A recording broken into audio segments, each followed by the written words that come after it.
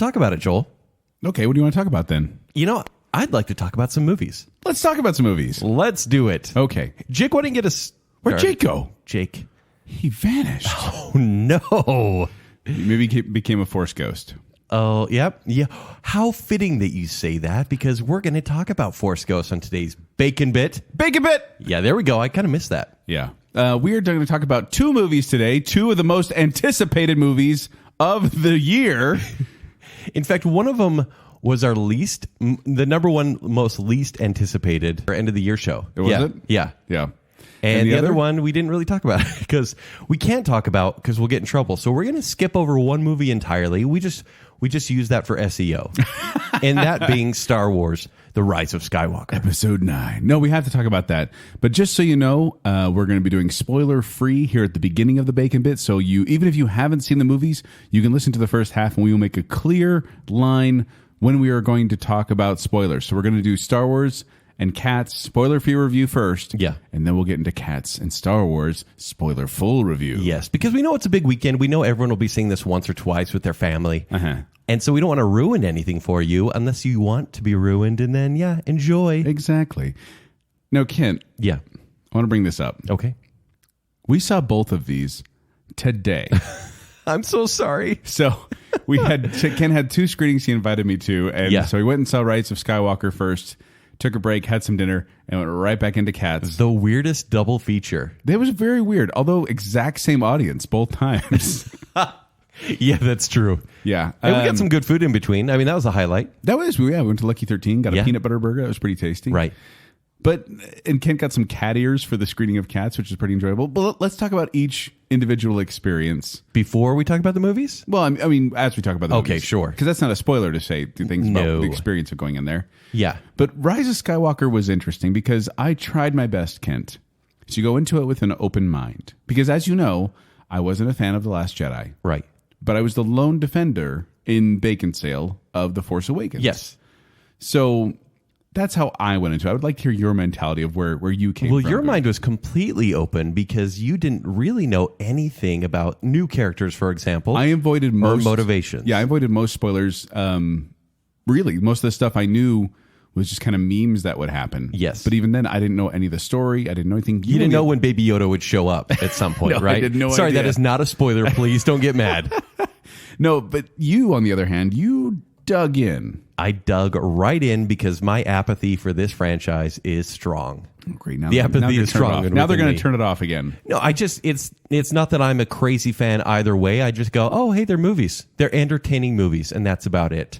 I was a little I didn't like Last Jedi because characters and they just ruined a lot of characters. Mm-hmm. And there were some really silly things in there that I felt, if I was a huge fan, would offend me. But this is not my franchise. Well, and so I feel a little on the sidelines here going, guys, you geeks, quit ruining each other. Quit hating each other, because I've been there with comic books so long. Yeah. Yeah. So this, so I read every spoiler. So you knew did you? Okay, now what percentage of what you read ended up happening? Like, were you surprised by anything? One thing, maybe. 92% was accurate. Okay. Yeah. Interesting. Yes. By the way, I looked in fact, the spoilers actually gave more information, which I think things were cut for the story. You can almost notice where things were cut. And so it gave too much. Okay. Anyways, what did you notice? I just went back and looked. I gave The Force Awakens 4 stars. Wow. And I gave Last Jedi 2 stars. So to all y'all, big drop. To all y'all who are sitting out there saying that I've hated on Star Wars, no, not true. The Last Jedi is the low point. Would you say The Last Jedi ruined or hurt Force Awakens in any way? Yes. Being part of a trilogy? Retroactively, probably I'd bump it down because I thought Force Awakens was going somewhere. Yes. And then it went nowhere. Okay, so not knowing anything, yes, and not liking what happened in The Last Jedi, right? How did things go for you here? Now, I wish I could say that this movie totally redeemed the Star Wars sequel franchise, Star Wars sequel trilogy, I should say. It didn't. I'll say right now, it didn't. Because it is J.J. Abrams returning to the director's J.J. Abrams chair. coming back from The Force Awakens. Should we? I was going to say, should we read the synopsis of Rise of Skywalker? All right, let me go to IMDb here. Or do you already have it up? Yes, it's the surviving resistance faces the First Order once more in the final chapter of the Skywalker saga. Again. So that's it. The final chapter of the Skywalker saga. Again. So this movie was not as bad as The Last Jedi. No, heavens no. I felt like The Force Awakens was like, oh man, love seeing these characters again. Oh, I didn't really like what they did there. I didn't like they killed off that character. The Last Jedi was like, what are they doing? This felt like, I guess what I'm saying is that if someone makes a huge mess, like say someone just comes in your house and just splatters spaghetti sauce all over the walls and all over the floor and then tells you that you have to deal with it, and if you hate it, then you're a troll. Sure. Then you have someone come in and try and clean it up. Yeah. It doesn't ever quite look the same. There's still going to be a little pink on the walls even after you clean up all the spaghetti sauce. Yeah. That's a great analogy. That's how I feel. Like I was watching this going, this could have been so much better had they not dived so deep in that second one. Sure. Because then they were trying to clean things up, and I'm like, look, you didn't have to clean that up. And some things they didn't even address, some things they kind of passed by, some things they actually straight out said, we're not doing that. Many people have said this was J.J. Abrams' kind of middle finger to Rian Johnson, what he did to the franchise. I could see parts when that would be true. Yeah. But I kept waiting for this movie to grab hold of me, like something. Like captivate you. You know me. I get emotional very easily in Yeah. movies. I get pulled into things. So you weren't waiting for action. You were waiting for emotional scenes, or both, like the big money shots? No, I was waiting for an emotional connection, either Okay. in the humor, either in the happiness, either in the sadness, like something to grab a hold of me. It never did. It never caught a hold of me. There was not a single scene in here where I was like, I'm getting pulled in this. I didn't like, I shouldn't say didn't like, their tribute to Carrie Fisher felt kind of sloppy to me. As this was meant to be a movie about Princess Leia, Right. or General Organa at this point, but obviously she passed away in real life, so they kind of had to say, we got some footage from the first movie. We're going to use that and then move on. Yes. Which, whatever. Yeah. But I felt like they were really trying to make things right. I almost liked this movie, Kent.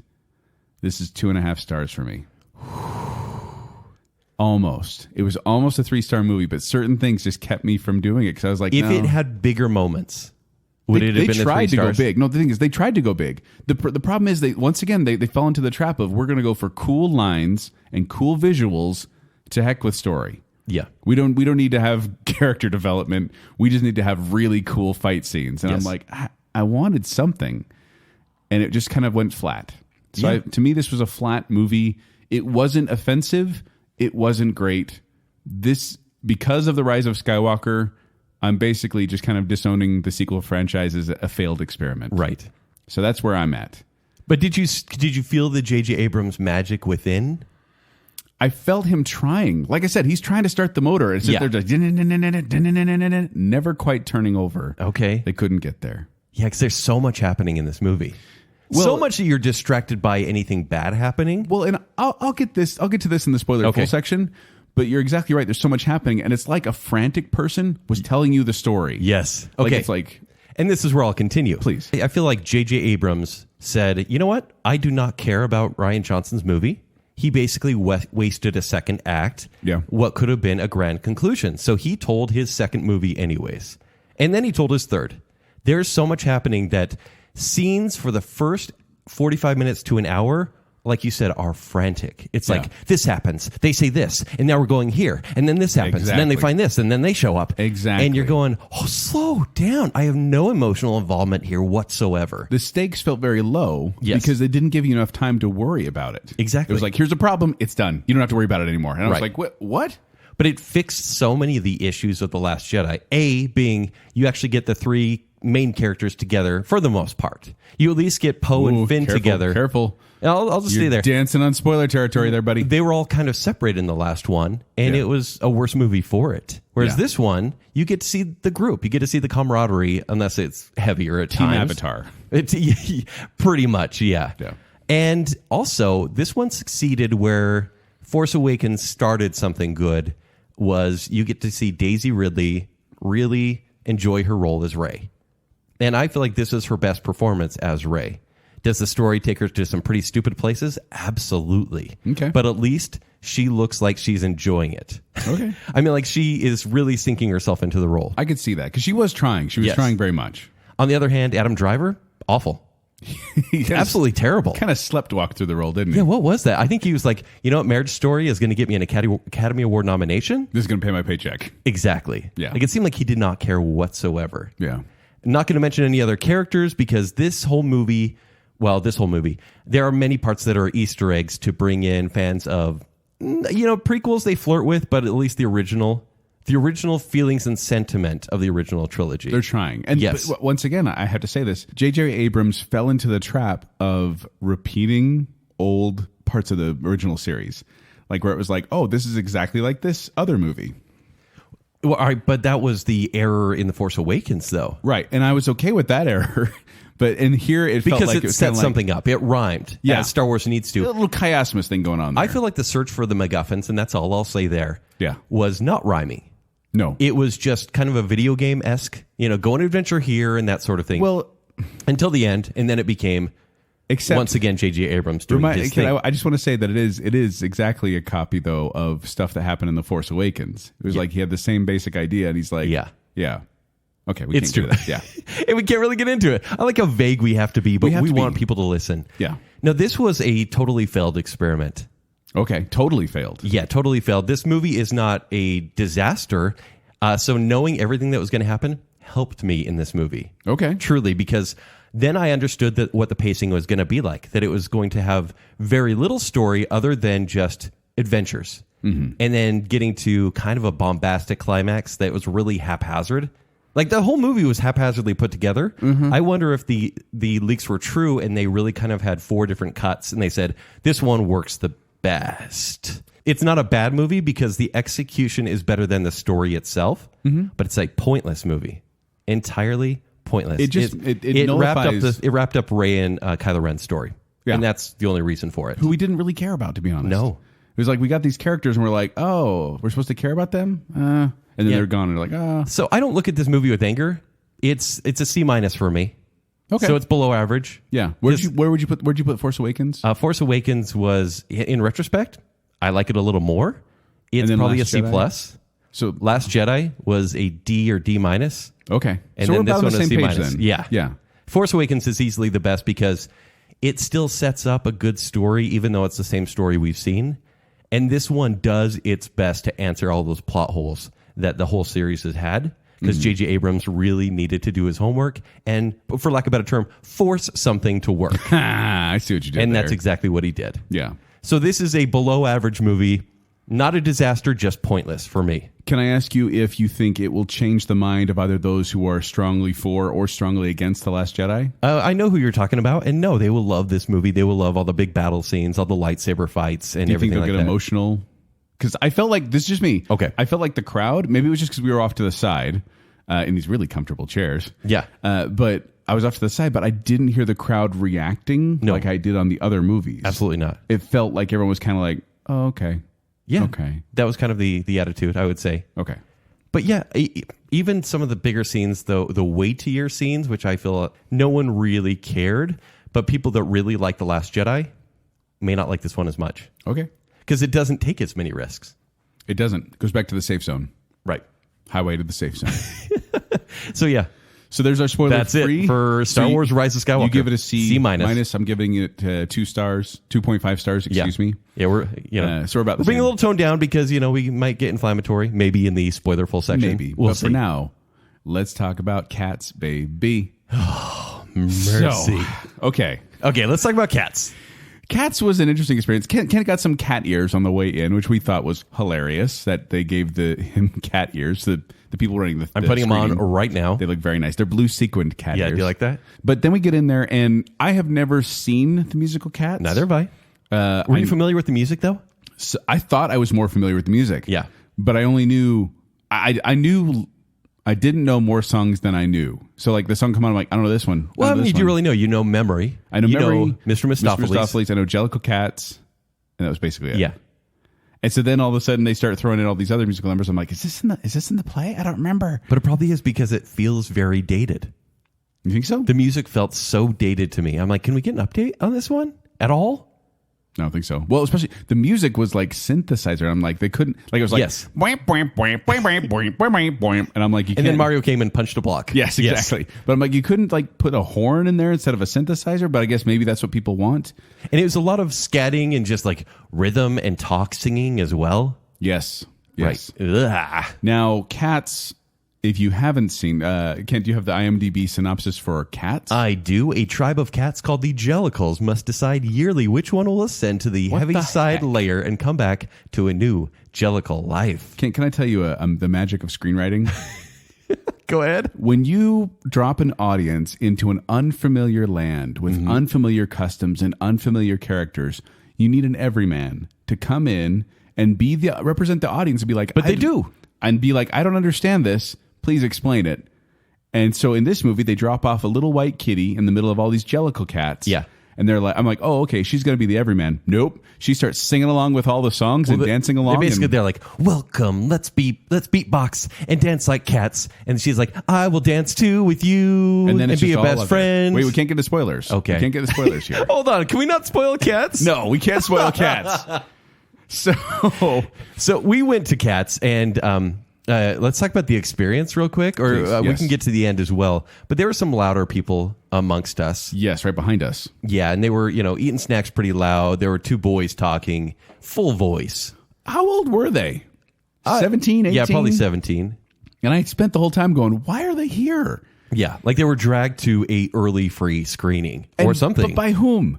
Because I got to the end of the movie. I'll just give this part away. Yeah. Because during the movie, they were acting weird. They were being weird.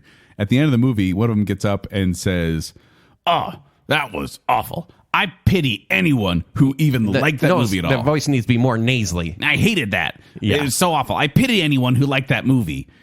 And of course, Joel gets this little grin, this little Cheshire grin, if you will. because he didn't know I could hear him. Yeah. He was talking to his buddy a little loud. A little loud. And so then when he came by me, I was like, Kent, that was amazing. I loved that music. I loved the movie so much. Stop it. The guy, not knowing, I'm not talking to him, so he's just over here. He's quote unquote overhearing me and not knowing I overheard him. Yeah. And he's like, "Wow, opinions. Yeah, and he's all, he's like, oh man. And Joel is saying he loves the movie. To me, I'm wearing the cat ears at that moment in the theater. Yes. Like I almost told him to shush during the movie, and I would have done the half turn, but I was wearing the cat ears, and I was not willing to turn them off. Weird. I love this movie so much. Yeah. But Cats, my goodness, when this movie starts, it is bonkers. I was watching. It's insane. Well, actually, we walk in. Yeah. We walk into the theater, and we were early. Yeah. But the movie was playing. Yes. So we're like, oh. It's a little stressful. Lights are off. Yeah, lights are off. We're trying to get to our seat. And Ken tries to go. They have very effective masking tape. Yes. Holding the rows for the critics. Like they put masking tape to trust there, so it's like, don't cross the masking tape. So I saw two empty seats. So Kent goes over there, and Tony Toscano, a famous local movie reviewer. Yeah, famous. Sure. Kent goes over there to say, hey, Tony, are those seats taken? Like the movie's playing. Yeah. And Tony looks up and goes, oh, these are for critics only. And I go, no. And remember, it is dark. It's dark. And I go, Tony. Yeah. No, those seats. He goes, and then at that moment, I start slapping Kent's thigh because I'm like, Kent, your phone is ringing. Yeah. Because this loud music is playing on his phone, right? Like he's on a step above me. And so I could hear it very well. And the movie's playing. It was so chaotic. It was so chaotic. I had to run out because my Spotify turned on for some reason in my pocket. And I ran out, and then we sat on the other side. I'm like, Tony, you jerk. Yeah. Anyway, so that was an interesting experience going into it. And then 10 minutes later, the movie actually, they stopped it and then started again. But the everyman concept is that I was completely lost as to what was going on because she just joined in. Well, the story, and I've never seen the play. Right. Is a new cat shows up, apparently, thrown out, new stray. Yeah. And they say, hey, we're going to have a competition. You're going to meet the contestants throughout the movie. And that is it. That is the movie. Spoilers. That's no. The plot is pretty thin. No, there is no plot. Yes, it is essentially a series of introductory songs for each cat as they come in. Yes, that's it. And I kept being like, okay, they got to speed this up, and we got to get this movie going. And I'm like, and all of a sudden I realized, this is the movie. Yeah, and we have to talk about design as well, like production design. Is that what you mean? Yeah. Well, okay, the sets, they were great. Could you tell which sets were real and which were not? I couldn't because sometimes it looked like their feet weren't really on the floor. Right. But I think it's because they were wearing green screen pants. Yeah. So they were there, but Right. they had to CGI their cat feet I in. imagine everything was green screen except for the tiny circle around their face. Truly. Could be. Because anytime they would dance a little too fast, it would seem like their face was trying to catch up to the rest of the body. Did you notice that? Yeah. Oh, yeah. There's Yeah, definitely CG was pretty there's spotty. uncanny valley going on here, where it's lot. like their faces did not look quite right. They looked a little misshapen. Yeah. And their tails were abnormally freaky as they moved around. It was very unsettling. But I have to say that when you choreograph a dance, but then you CGI the body, it's not as impressive because the dance looks fake. Yes. You're like, oh, they're just using computer graphics to do these crazy dance moves. It's like Johnny Depp in Alice in Wonderland when he does that stupid dance. Yeah. Right. I don't remember the name of it. It's whatever it is. Wibber Wobber or something like Yeah. that. But that's the problem is they bring in, apparently they brought in, I can't remember the name. They had this two brothers. choreographer? The two brothers who they called themselves Les Wise or something like that. Okay. Or Les something, I don't know. But they came in and they did this little dance number at the middle of it. And supposedly it was impressive, but I watched it going, it looks like an animated cartoon. Yes. Like there's really nothing here that is impressive. Les Twins, that's what they call them. Okay. Les Twins. Les Incompetents. Les Incompetents. And the cats were wearing clothes, which is fine. So they try to put this in the Some real were world. wearing clothes. Well, some were wearing little sneakers, and I'm like, how do they get sneakers? Is that a thing? Sneakers their size. It doesn't Yeah. matter. I mean, if you're watching this with any scope of reality, you're doing it wrong. But that's the problem, is that they try to make it like, oh, this is very realistic, very world. This is in the world. Yeah. And then all of a sudden some magical thing would happen and it'd be like, wait, this isn't the real world? Like, how does this work? You mean like magical disappearing cats? Yeah. Okay. Like, it kind of was like, oh, this is a magical world then. But then they keep grounding themselves in reality. I can't imagine watching this on Broadway or any stage. It seems like the most boring play out there. But I think it would play better on the stage than in a movie.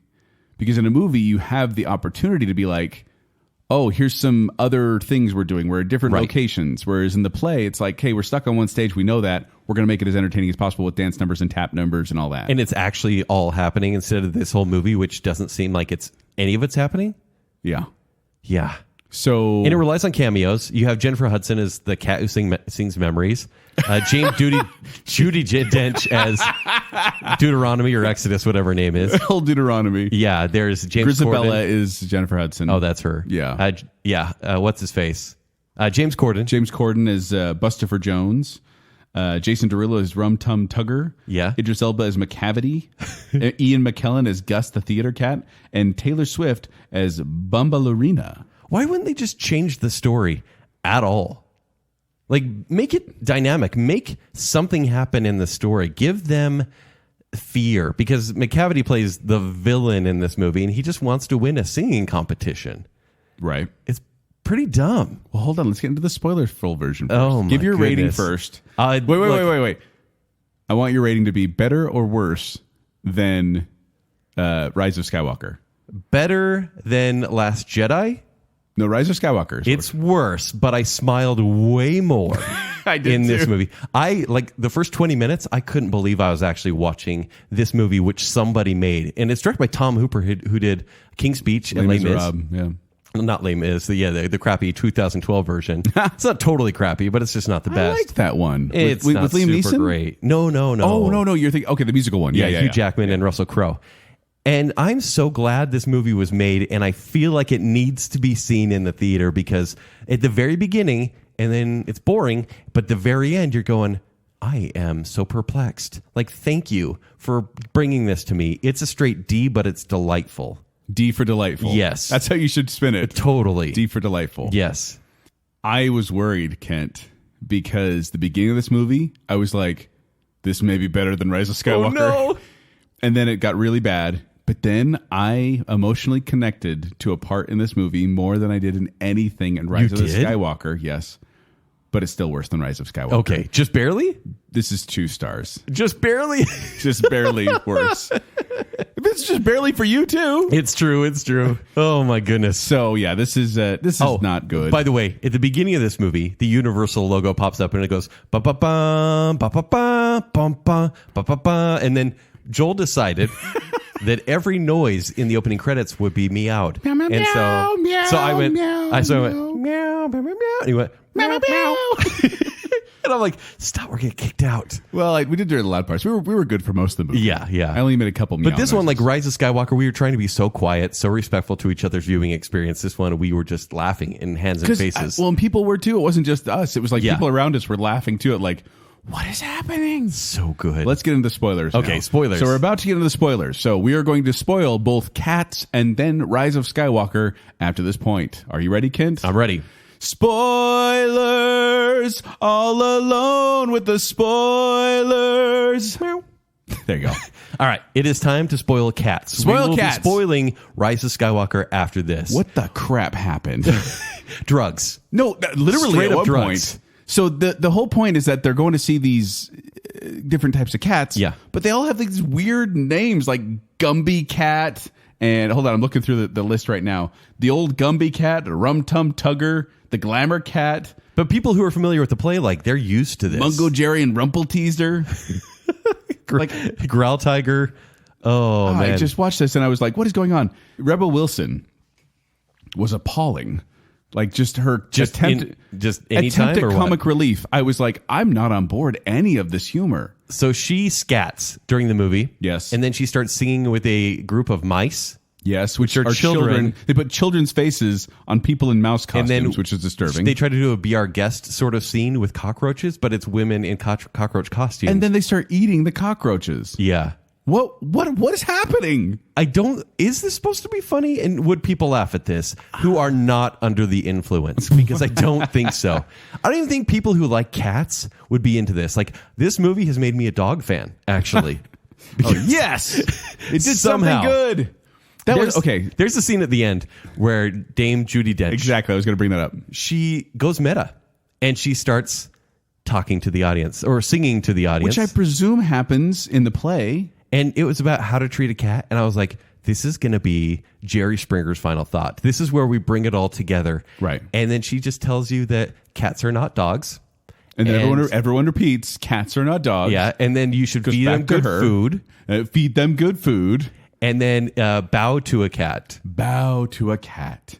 Like it was Yeah. really weird. I felt like, Kent, they were speaking a different language. The whole time they were singing, like I'm trying to follow the lyrics, and I'm like, they're speaking gibberish. Well, the lyrics were just simple beyond belief, right? It was just about Andrew Lloyd Webber, who wrote the lyrics, probably honestly was on a lot of drugs. Probably. And was laying there and cats were licking his hands and he felt it was like Batman Returns, right? He start fell out his shaking, window. his eyes start twitching. He fell out his window and cats licked him back to life. And he had this fever dream where he just wrote about things in the household. And that's what Cats became. Small things that you can rhyme. I really wish, by the way, Kent, that the listener who's going to listen to this Bacon Bit could read the Wikipedia plot synopsis, because I'm presuming it's going to be edited by the time this Bacon Bit airs. Can you read it right now? Because all it is, it starts out this. Okay, so Kent, you were there at the beginning of the movie. Okay, Yeah. What is your initial, like, what happened at the beginning of the movie? Just right at the start, when the movie starts, what happens? So clouds come down, you see a cat in the moon. It winks at you. Yeah, it winks, I guess. And then you see cats walking through the street, and then a woman drives up and throws a bag into the street in the middle of a herd of cats. Okay, this is how the Wikipedia plot synopsis starts. Okay. After losing her father from an overwhelming hold on.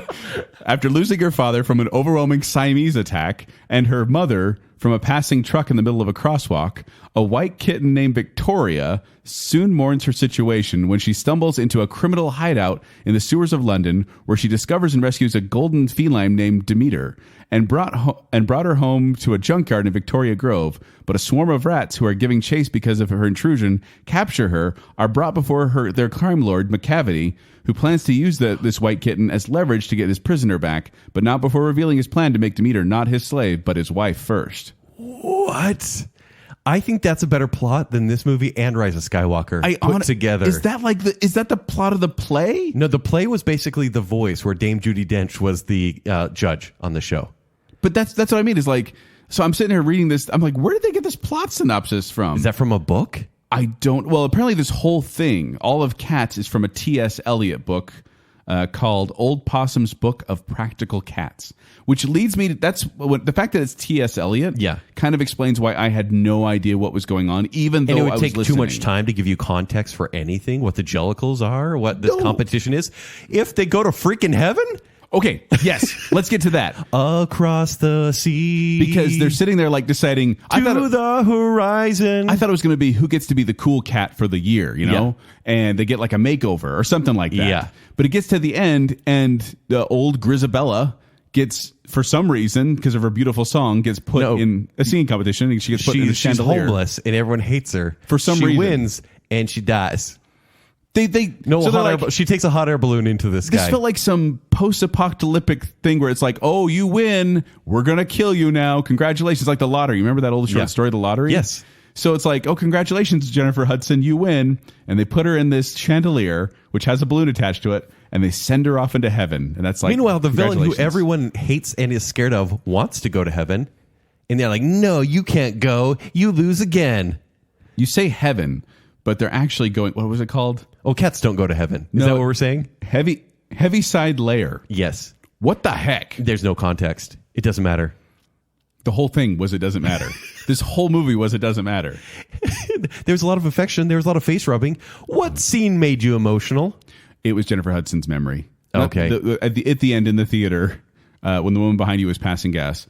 Loud fart. Like, I'm sorry to say this on the show. The most emotional part of the movie.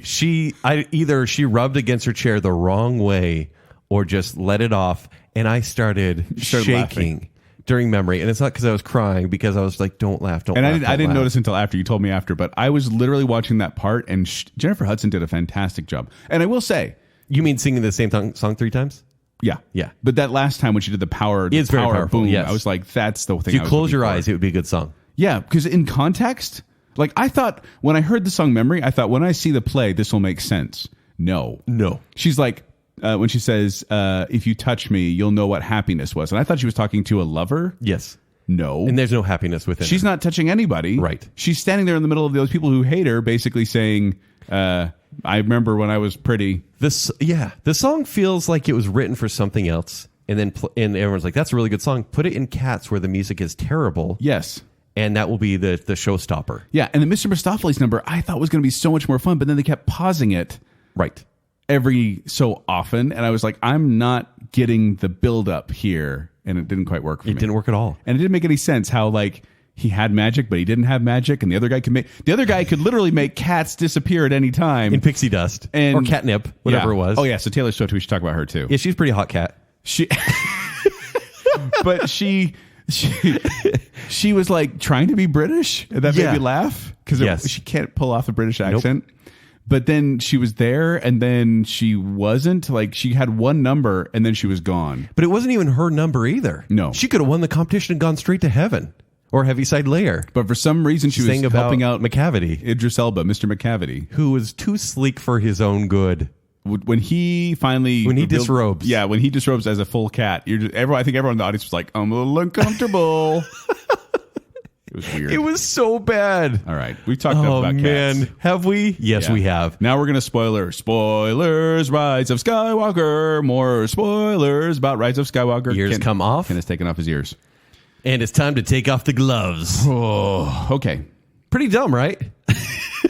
So what did you know already? What did you know when going into this movie? What did you already know? Everything. So I knew the Emperor was back, and he was barely alive, and he was going to suck the life out of Kylo Ren and Rey, and that Rey was his granddaughter. Mm-hmm.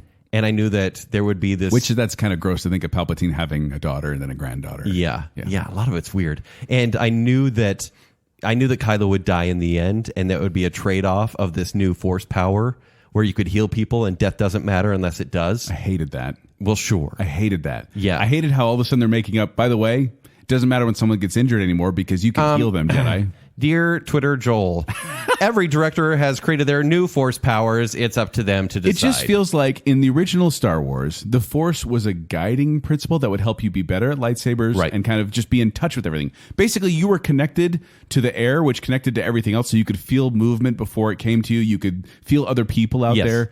And then as they progressed, even in the prequels, all of a sudden they're like jumping 40 feet in the air, and I was like, that's weird. Yeah. And then it got even worse and worse and worse as it's gone along. So much that there's really nothing they can't do unless someone decides to disappear. That's what it feels like. Yes. So when Rey decides, hey, there's a huge monster about to eat my friends, I bet it's just misunderstood. And she goes up and heals it. Yeah. But she's fine. She doesn't really hurt her after. It doesn't take any of her life. It took a little bit out. Yeah. That's what she says. She's like, I felt a tingle, a little force come out of me. Right. But then I thought to myself, why did she do that? There was no reason for them to heal this creature and help it, except for the fact they're showing she can do that because they're going to use it later. Totally. What else did you know? I knew that Rose Tico was not going to be in it very much. Thank goodness. Which was okay.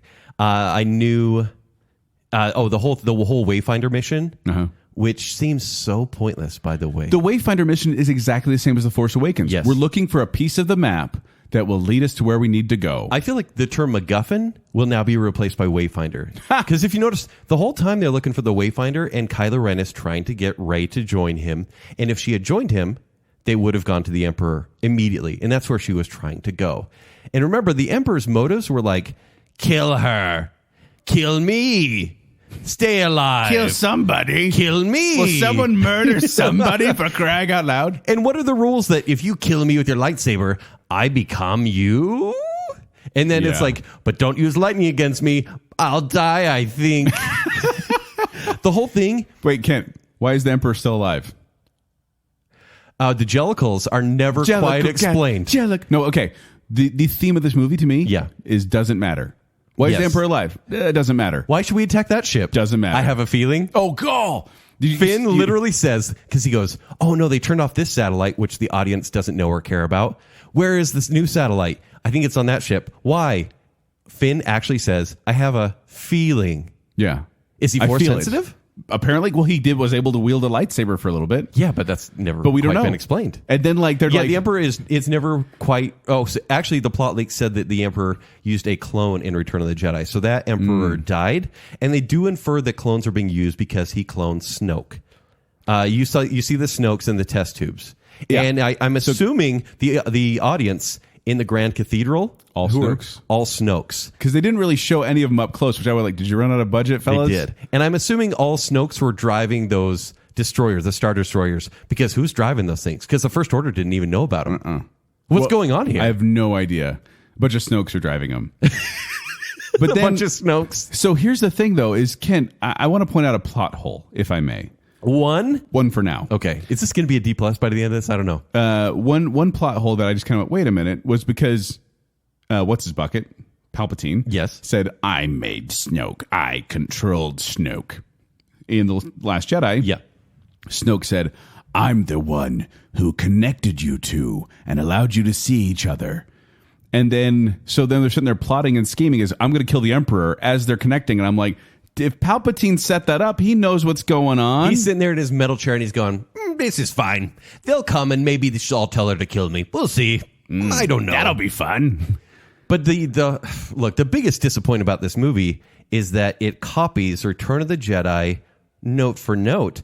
Especially, yes, at the end. Ruins Return of the Jedi in many ways, unless you don't count this movie. I don't. Because when they have the celebration, when everything goes well and they have the second celebration, honestly, seeing planets with destroyed Death Stars, Star Destroyers, and a second one falling from the sky like it's Independence Day all of a sudden, I went, but one already fell. Like, everything fell. Yeah. Give us something freaking new. Well, here's the other thing.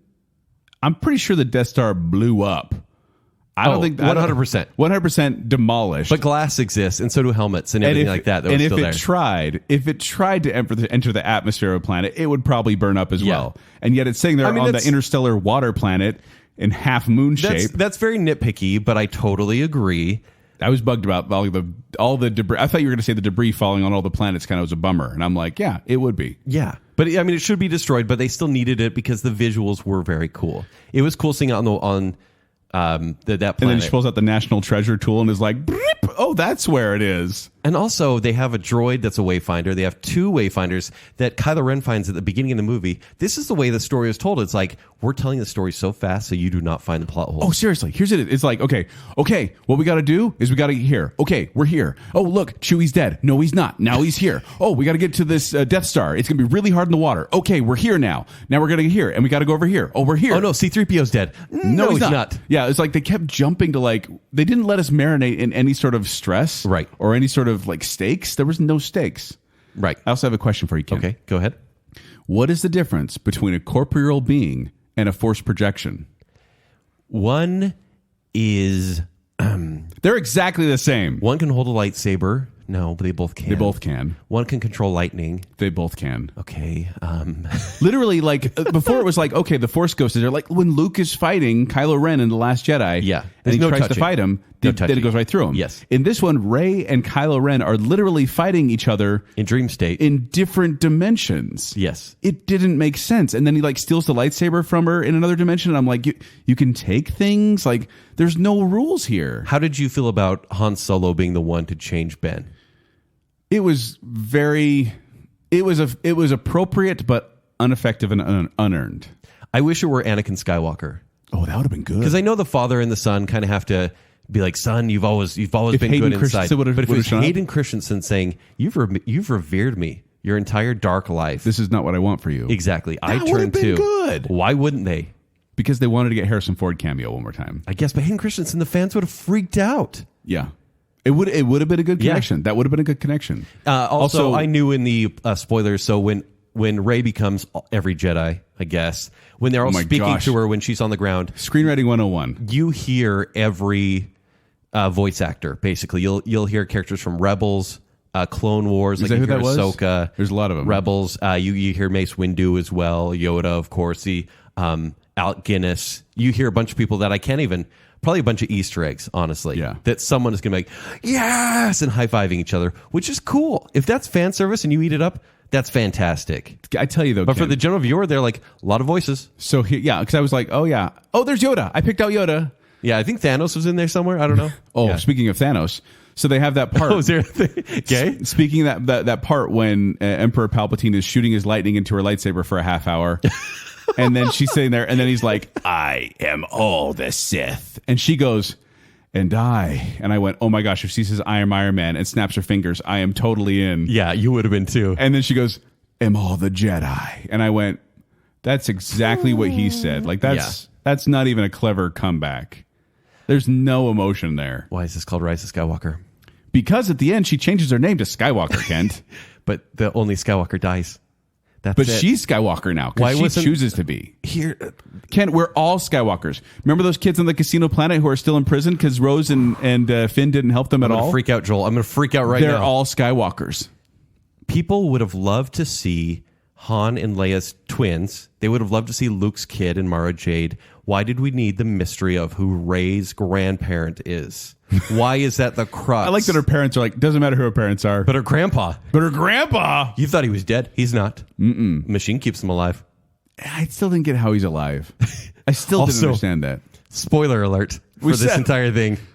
There is actually, in the leaks, that is Lando's daughter. The girl that Finn meets. The one he was hitting on? Yes. It's Lando's daughter. In fact, he has a deleted scene most likely where he says, my daughter was taken from me by the Empire, and that's why I fought with Luke. That is why I'm trying to help you guys and be good. Well, and so you find her, and in the movie, her only character is, we are taken as children, I don't know where I'm from. And then Lando turns to her very creepily and says, at the very end, well, let's find out. That's your daughter, Lando. No, Lando, no. That was one time where Joel and I broke, character. And we're like, okay, that's ridiculous. That was crazy. That was even when Lando shows up, because they go to this planet of dancy creatures with colorful lights, right, and colorful clothing. And then this guy comes, this character comes with a helmet basically. on. Yes. And I'm like, oh, that's going to be Lando. Like, there was no surprise. And they also filmed him. Surprise. They filmed him like any sitcom actress who's pregnant. They filmed from, like, he couldn't the move. neck up. It's so they get him sad. sitting down or standing. How did you feel about the Leia CG? I mean, she was in it so that looked rarely. Good. That looked good. There was actually a lot of scenes were recreations, and you could tell when mouths move in Uncanny Valley, you can tell. Like in the flashback, you can totally tell. Luke looks great in the flashback. Oh yeah, no, in the flashback, and then Leia looks like a straight up video game. Yeah, which is fine. Like the audience understands, and so it's okay that you understand this character needs to push this forward. And when she was a Force ghost, it was a little... why hire Kerry Russell in this movie at all? Oh my gosh. So yeah, Kerry Russell plays a character... Oh, what is she called? Kashyyyk? I know it's not Kashyyyk. No. I'm sorry, Star Wars fans. It doesn't even matter, honestly, because... Poe Dameron's Lost Love. Oh, Zori Bliss. Yes. And Zori Bliss... That is my favorite Ben & Jerry ice cream, by the way. It's so good. Yeah. But it's like... She keeps her helmet on almost the entire time. And there's one scene where she lifts up so you can see her eyes, but otherwise, it's just her voice. Right, she has stunning eyes. She actually has very pretty eyes. Yeah. But the whole thing. And then J.J. Abrams can't help himself. They use a Star Destroyer at one point randomly to destroy another planet. Yes, another planet. And it goes away, and we don't see who was on the planet. We wonder if some people were. Yeah, Kajumi. Kathy Kajumi. Yeah, Kathy Kajumi. They destroyed that planet. That was the name of that planet.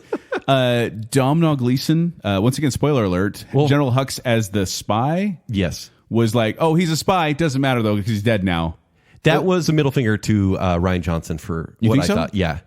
They're like, hey, everything you did with the character in the last one was so terrible. We're just going to blow this guy away. Well, but then even his motivation, he's like, I don't care if you win. I just want Kylo Ren to lose. When he said, I'm the spy, it's like, yeah, we got that. Oh my gosh, when he said, I'm the spy, it was honestly like one of those whodunnits where they pull off the mustache and fake glasses, and they're like, ha ha! And they got Richard Grant as, this new general. As General Pride. Literally. That is so on the nose. Think about it. What if they used Captain Phasma better and she rose the ranks to be above Hux? It would drive him nuts. It would drive him nuts. And she would actually be a worthwhile character more motivation. Instead of losing in both movies and then not even appearing here. Wow, this is so haphazard. And Ken, I'm just glad that they brought Maz Kanata back to explain how on earth she got the severed hand and lightsaber from Cloud City. And the medal. Doesn't matter. Doesn't matter. That's this whole movie. Doesn't matter. Wave your hand. Doesn't matter. She was basically talking to the audience like, hey, fanboys, we know you're mad that Chewie never got the medal. Oh, my gosh. I'm going to give it to him now. So it's like, that's the problem. And I think I said this about Last Jedi. It's the longest BaconBit we've ever done. But it's like they kept trying to right the wrongs from the earlier ones, and they didn't need to. They felt the same, where it's like, oh, here's the medal you didn't get. And I'm like, he doesn't care. Like, in fact, that's canon. That Chewie didn't care to get the medal, so he said, no, thank you. Would you have got more emotional if instead of a slightly foggy Luke and Leia at the very end, when Rey says, I'm a Skywalker, looks into the two suns, would you have rather had... And Leia's great, right? Because... What if that old woman was some sort of cameo that we didn't know? The old woman? Oh, yeah. She must have been. What's your last name? Yes, because that's how normal people talk. That happens twice in the movie, by the way. Yeah. Give me your last name. Who are you, Rey? But tell me... What's your last name? What is your surname? My surname? I don't have one. Oh, we'll call you Solo. No. No. But I wonder if you saw everyone in the Skywalker clan to truly end the Skywalker saga, if you saw Anakin, so if you saw Hayden Christensen, long hair, you see him next to Luke, you see Leia, you see Obi-Wan even, just these characters that matter. Maybe even... Amidala. It would have felt a little forced. Like I would have been like, oh, they're really trying. No, that would be the money shot. That would be... Oh, it would be the money shot. Like a war of lightsabers like connecting them all together. Of fan moments. It just bugs me. It bugs me, Kent, that they tried to treat this as the end of the franchise. When I'm like, no, the end of the franchise was Return of the Jedi. Yes. Everything beyond that, even the prequels, mostly unnecessary. Yeah, but the prequels set it up in a good way. It's a story didn't need to be told because we know Darth Vader was good and then bad. But that's the thing. Okay, so the prequels, the value they have is they still had. It's a full show, by the way. This is Sorry, it's 2 movies. Yeah, but the prequels had the advantage of being like, okay, we're going to tell the story of how Darth Vader came to be Darth Vader because the whole thing was Anakin's story. Yes. Once they strayed from that, it just went downhill. Yeah. So yeah. Mercy. I'm glad it's over. Me too. I really hope that they just kind of don't make another one, to be honest. Will general audiences love this? I feel like it's so frantic, like most blockbusters are, that audiences will say, yes, I had a good time, and man, those Easter eggs made me cry. I truly think people will feel that way. I know what I wanted to. I wanted to feel something, Kent. I really did, and I didn't. You feel things. I do, all the time. Yeah. But this was just kind of bugging me the whole time, how it's like, hey, why do they need to ride horses on top of this Star Destroyer? How do they breathe? What's going on? Doesn't matter. Looks cool. Yeah, the atmosphere, it's fine. It takes like an hour to drop out of the sky. They even tried to be like, track them on the speeders. They're not on speeders. And they come up on horses, and I'm like, So shoot the horses. But did you kind of love that Rose Tico only had about 37 seconds of screen time? I feel like Rose Tico would have been gone completely had it not been for the backlash. It's true. Yeah. People were trolling her, Kelly Marie Tran, which was not acceptable. It seems like they left a plot line open because there was some valid chemistry between Finn and Rey for a second. And then he was also going to say something to her as he was going to die. There's something I want to tell you. And then it's brought up one more time and then never discussed again. Yeah, they never did do that. They never did tell that, And then did in the they? end, they just do head nods to each other. Hey, hey, hey. But wait. Yeah, they never did. Never did. But was that supposed to be something? Probably just accidentally cut out. Do you think it was that he loved her, or do you think he knew about her being Palpatine's granddaughter? I think this was meant to be a love triangle because Poe and Finn, that's now their relationship name. They were meant to be so close that everyone was shipping them, and then Rey and Finn, everyone was shipping them, and then Rey and Poe, like it was this whole weird camaraderie thing that all of them kind of went separate paths. But then Kylo and Rey kissed, which was completely weird. Yeah, I didn't like that it at was all. true love's kiss, but he died. He did. And then he didn't come back as a Force Ghost. He just went bye-bye. It's like he got his redemption, which the movies needed to do, and that's what's sad about this movie. Sometimes I'd be like, I wish that character didn't die. But because he died, I would have felt fine either way. I'd been like, oh, he's still living, or oh, he's dead. Okay. Yeah. That's it. It was weird. Where if you saw this villain, who was actually a great villain, have redemption in the end, you should go, yes, thank you. But it wasn't that. It wasn't that at all. He never went full bad. He never went full good. Right. Yeah. He just creeped on people's dreams and grabbed necklaces from them forcefully. Which they could then trace to the colorful planet. And he was always there. He always showed up. Yeah, how did he do that? Yeah, who knows? Like, okay, so honestly, Ken, at the end when he was, not the end, but at the part when they were fighting on the water planet, on Interstellar Water Planet, I was like, is he really there? Or is he projecting himself? Because we don't know. They set it up so that there's no difference between when they're actually there and when they're a Force Ghost or Force projection. And so I was like, there's no stakes because I don't even know if it's real or not. Right. Anyway. I like how Leia, I mean, they had to do this because of Carrie Fisher, but Leia's like, I'm going to go talk to my son, and the only way that we'll reach out to him, Dad.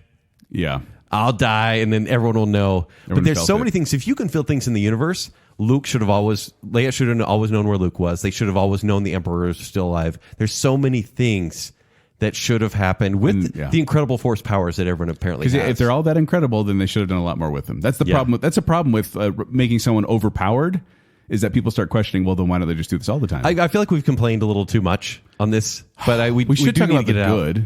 Is there any good? The money is on the screen. This is not as pretty as The Last Jedi. Truthfully, I think The Last Jedi is a very pretty movie. There wasn't really any. This one is quite muted. Yeah, but the effects look really cool. There's some interesting CG as far as faces go. They do show Rey training. Thank goodness. Yeah, they do. In fact, they show her lifting rocks. They answer a lot of my issues. Obviously, it's very forced. I keep saying that, but making her Palpatine's granddaughter, clearly she's going to have some anger issues, which this movie they finally show that with the blowing up the ship, right, using the lightning.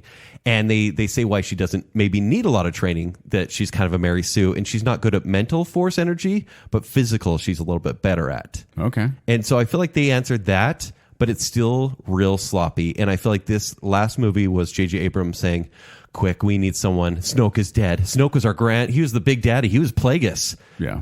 Emperor. Yeah, let's go with Emperor and then make this all tie together somehow. And the thing is, I feel like we've been complaining the whole time, but like I said, this isn't as bad as The Last Jedi. I'm not angry at this movie. It was kind of just like, It's just really flawed and flat. I'd say flat. Flat. And unemotional. Yeah. Not emotional. Yeah. Sorry, everybody. We're really sorry. Yeah, we know people aren't going to like this review. And you may like the movie, and that's fine. You can like the movie, but just, I'm sticking with the original trilogy. That's mine. I think we all should. Okay. Yeah, and maybe the prequels? Maybe. I'm going to rewatch the prequels probably now. I probably should too. And still. And we know what's going to happen, but still. Maybe with a new eye of, hey, at least they tell a story here. At least they're storytelling. Sorry, we're doubling down. We love you all. We'll see you in a couple of weeks. Jake, we love you wherever you are. We're on break.